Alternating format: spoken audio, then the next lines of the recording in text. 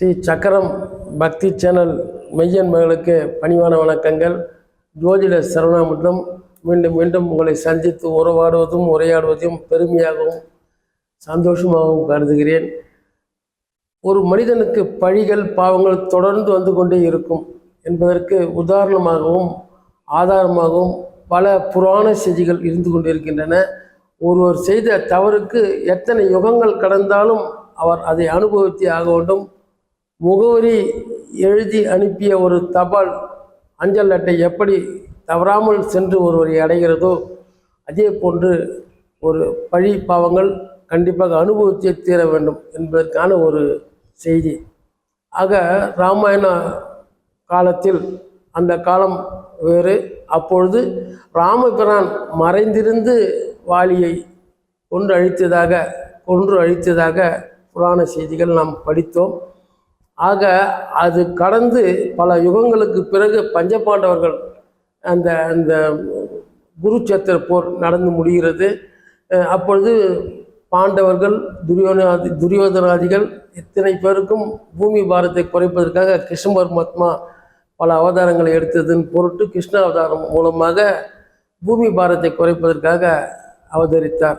அந்த அவதார நோக்கம் முடிந்த பிறகும் கூட குருச்சேத்திரம் முடிந்தது, இவர்களுக்கு பட்டாபிஷேகம் முடிந்தது, கிருஷ்ண அவதாரம் முடிந்து தான் இறுதி கட்டத்துக்கு வந்தோம் என்பதை கிருஷ்ண பரமாத்மா உணர்ந்தார்கள்.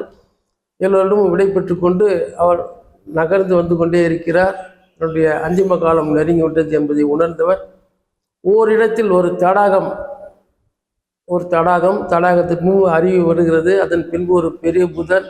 இவர் அந்த தடாகத்து நீரை அள்ளி பருகிவிட்டு ஒரு இடத்தில் அப்படியே அமர்ந்து சாய்கிறார்.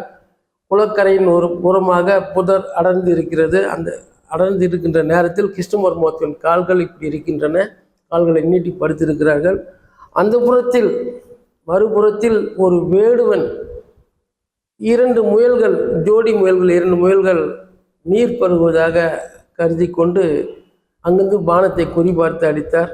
அது அவன் எண்ணிய அந்த முயல்கள் மாதிரி இருந்த அந்த கால்களில் பட்டு கிருஷ்ணர் ஐயோ ராமா ராமா என்று அலறுகிறார். அலறி என்னது முயலுக்கு குறி வச்சா ஒரு ஆண் குரல் கேட்கிறது என்று அந்த வேடுவன் ஓடி வந்து அங்கே பார்க்கிறார். அங்கே பார்க்கின்ற பொழுது ஒரு மனிதர் துடித்து கொண்டிருப்பதை கண்டவுடன் சாமியா என்னை மன்னித்து விடுங்கள், அழுகிறார், தொழுகிறார், பணிகிறார். அவரை அசுவாசப்படுத்தி விட்டு கிருஷ்ணர் பேசுகிறார். கவலைப்படாதே, பழிக்கு பழி சரியாகி விட்டது. ராம அவதாரத்தில் நீதான் வாலியாக இருந்தாய், நான் மறைந்திருந்து உன்னை தாக்கினேன். இந்த ராம மரத்தை இழுத்து வைத்து கொண்டு நீ பேசினாய், சபித்தாய், எல்லாம் செய்தாய். அந்த பல யுகங்கள் கடந்தால் கூட இன்றைக்கு நான் படுத்திருப்பதை நீ அறியாமல் நீ மறைந்திருந்து என்னை தாக்கினாய் அல்லவா?